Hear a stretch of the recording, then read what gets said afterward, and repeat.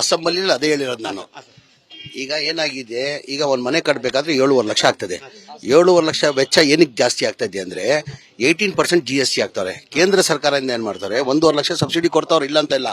18% GST ಆಗ್ಬಿಟ್ಟು 1,32,000 ವಾಪಸ್ ತಗೊಂತಾರೆ. ಹಾಗಾಗಿ ನಾನು ಅಸೆಂಬ್ಲಿಯಲ್ಲಿ ಮನೆ ನಮ್ಮ ಬಿಜೆಪಿ ಎಲ್ಲ ಸ್ನೇಹಿತರಿಗೆಲ್ಲ ಮನವಿ ಮಾಡ್ಕೊಂಡೆ, ಬಡವ್ರ ಮನೆ ಮೇಲೆ ನೀವು GST ಆಗ್ತಿರಲ್ಲ, ದಯಮಾಡಿ ಅದು ತೆಗೀರಿ, ಅದು ವೆಚ್ಚ ಜಾಸ್ತಿ ಆಗ್ತಾ ಇದೆ. ಈಗ 7.5 ಕಾಸ್ಟ್ ಆಗೋ ಕಾರಣ ಏನಂದ್ರೆ GST ಇಂದ. GST ತೆಗ್ಬಿಟ್ರೆ ಎಷ್ಟಾಗ್ತದೆ, 1,30,000 ಹೋದ್ರೆ ಅವ್ರಿಗೆ 6 ಲಕ್ಷದಲ್ಲಿ ಒಂದು ಮನೆ ಆಗ್ತದೆ ಅವ್ರಿಗೆ.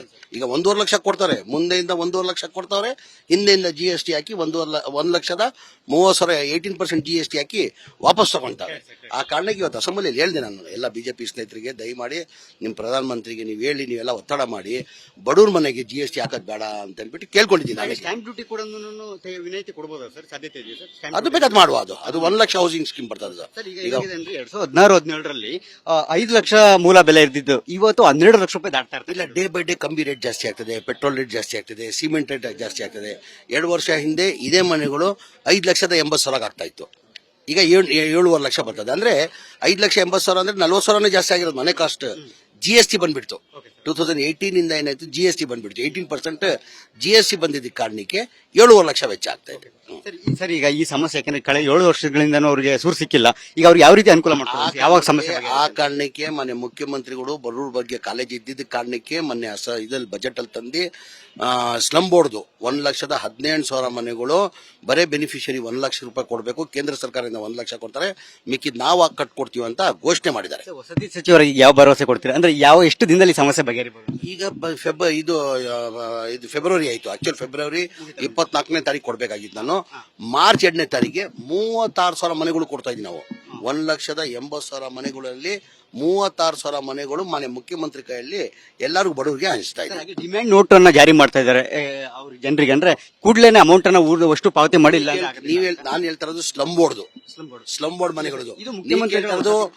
ಮುಖ್ಯಮಂತ್ರಿದು 1 ಲಕ್ಷ ಮನೆಗಳಿಗೆ 1 ಲಕ್ಷ ಮನೆಗಳಿಗೆ ಬಹಳ ಜನ ಏನಾಗಿದೆ 50,000 ಕಟ್ಟವ್ರೆ. ಈಗ ಅದು ಕಾಸ್ಟ್ ಬಂದು GST ಹಾಕಿದ ಕಾರಣಕ್ಕೆ 11,30,000 ರೂಪಾಯಿ ಆಗ್ತದೆ. ಅದು 30,000 ಆಗ್ತದೆ. ಕೇಂದ್ರ ಸರ್ಕಾರದಿಂದ 1.5 ಲಕ್ಷ ಕೊಡ್ತಾರೆ, ನಮ್ಮ ಸರ್ಕಾರ ಸ್ಟೇಟ್ ಗೌರ್ಮೆಂಟ್ ಇಂದ 1,20,000 ಜನರಲ್ ಕೊಡ್ತಾರೆ. SC ST ಇದ್ರೆ 2 ಲಕ್ಷ ಕೊಡ್ತಾರೆ. ಮಿಕ್ಕಿದ 5 ಲಕ್ಷ ನಾವು ಬ್ಯಾಂಕಲ್ಲಿ ಲೋನ್ ಮಾಡ್ತಾ ಇದೀವಿ. ಬ್ಯಾಂಕಲ್ಲಿ ಲೋನ್ ಮಾಡ್ತಾ ಇದ್ದೀವಿ. ಅವ್ರಿಗೆ ಡಿಮ್ಯಾಂಡ್ ನೋಟ್ ಅನ್ನು ಜಾರಿ ಮಾಡಿರ್ತಕ್ಕಂಥ ಸರ್, ದುಡ್ಡು ಕಟ್ಬೇಕಿಲ್ಲ, ಈಗ ಮನೆಗಳು ಕೊಡ್ಬೇಕು ತಾನೆ. ಈಗ ನಾನು ಬರೋ ತಿಂಗಳಲ್ಲಿ ಕನಿಷ್ಠ ಒಂದು 10,000 ಮನೆ ಕೊಡ್ಬೇಕಂತ ಇದೀವಿ. ಯಾರ್ಯಾರು 10,000 ಮನೆಗಳು ರೆಡಿ ಇದೆ ಅವ್ರು ನೋಟಿಸ್ ಕಟ್ಟಿ ರಿಮೈನಿಂಗ್ ದುಡ್ಡು ಕಟ್ಬೇಕು. ಅವರು ಬರೀ 50,000 ಕಟ್ಟೋರು. ಅವರು ಈಗ 5 ಲಕ್ಷ ಲೋನ್ ತಗೊಂಡಿದೀವಿ, ಇನ್ನ ಬಾಕಿ ಇದೆ, ಅದ್ ಕಟ್ಟಿ ಮನೆ ಹ್ಯಾಂಡ್ ಓವರ್ ಮಾಡ್ತೀವಿ ಅಂತ ಹೇಳಿದೀವಿ ನಾವು. ಅಂದ್ರೆ ಅವ್ರಿಗೆ ಈಗ ಆಗ್ತಾ ಇರೋದು GST ಮತ್ತೆ ಇದು ಎರಡನ್ನು ಹೊರತುಪಡಿಸಿದ್ರೆ ಜಾರಿ ಅನುಕೂಲ ಆಗಿ ಬಡವ್ರ ನಡೆ ಮಾಡ್ತಾರೆ ಪಾಪ. ಎಷ್ಟೊತ್ತು ಹೇಳೋದು, ಬಡವ್ರ ಮನೆಗಳಿಗೆ GST ನಾನು ಹೇಳದ್ ನಾನು, ಬಡವ್ರ ಮನೆಗಳಿಗೆ GST ಆಗದ ಅಗತ್ಯ ಇಲ್ಲ. ಇದು ಕೇಂದ್ರ ಸರ್ಕಾರ ನಾನು ನೋಡಿದೀನಿ. ಪ್ರಧಾನಮಂತ್ರಿ ಭಾಷಣ ಮಾಡುವಾಗ ಹೇಳ್ತಾ ಇದ್ರು, ಏನಂತ ಹೇಳ್ತಾ ಇದ್ರು ಪ್ರಧಾನಮಂತ್ರಿಗಳು, ನಾವು ಇಷ್ಟು ಮನೆಗಳು ಕೊಟ್ಟಿದ್ದೀವಿ. ಎಷ್ಟು ಕೊಡ್ಬೇಕಂತ ಫ್ರೀ ಆಗಿ ಕೊಟ್ಟಿಲ್ಲ ತಾನೆ ಅವರು. ಬರೀ ಈಗ ನಮ್ದು ಏನಾಗಿದೆ, ಪ್ರಧಾನ ಮಂತ್ರಿ ಆವಾಸ್ ಯೋಜನಾ ಅಂತ ಹೆಸರಿಟ್ಟವ್ರೆ. ಅದ್ರಲ್ಲಿ ಎಷ್ಟು ಕೊಡ್ತಾವ್ರೆ, ಸ್ಲಮ್ ಬೋರ್ಡ್ಗೆ 1.5 ಲಕ್ಷ ರೂಪಾಯಿ ಕೊಡ್ತಾರೆ.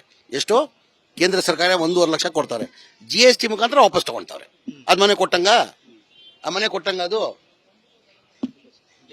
ಮನೆ ಕೊಟ್ಟಂಗ ನೀವ್ ಹೇಳಿ. ನಾಮಕೆ ವಾಸ್ತಿ ಅಂತ ಪ್ರಧಾನ ಮಂತ್ರಿ ಆವಾಸ್ ಯೋಜನಾ ಅಂತ 1.5 ಲಕ್ಷ ಕೊಡ್ತಾವ್ರೆ, GST ಆಗ್ಬಿಟ್ಟು 1,32,000 ವಾಪಸ್ ತಗೊಂತಾರೆ. ಎಲ್ಲಿ ಬಡವ್ರ ಮನೆ ಕೊಟ್ಟಂಗ ಆಗ್ತದೆ. ಹಾಗಾಗಿ ನಾನು ಅಸೆಂಬ್ಲಿಯಲ್ಲಿ ಮನೆ ಬಿಜೆಪಿ ಸ್ನೇಹಿತರಿಗೆ ರಿಕ್ವೆಸ್ಟ್ ಮಾಡ್ಕೊಂಡಿದ್ದೀನಿ, ದಯಮಾಡಿ ನಿಮ್ದೇ ಕೇಂದ್ರದಲ್ಲಿ ಸರ್ಕಾರ ಇದೆ, ದಯಮಾಡಿ ಪ್ರಧಾನಮಂತ್ರಿಗಳಿಗೆ ರಿಕ್ವೆಸ್ಟ್ ಮಾಡ್ಕೊಂಡು ಈ ಬಡವ್ರ ಮನೆಗಳಿಗೆ GST ಹಾಕೋದು ಬೇಡ ಅಂತ ಕೇಳ್ಕೊಂಡಿದ್ದೀನಿ. Thank you sir. News first, ನಿರ್ಭೀತಿಯಿಂದ ನಿಮ್ಮ ಪರವಾಗಿ.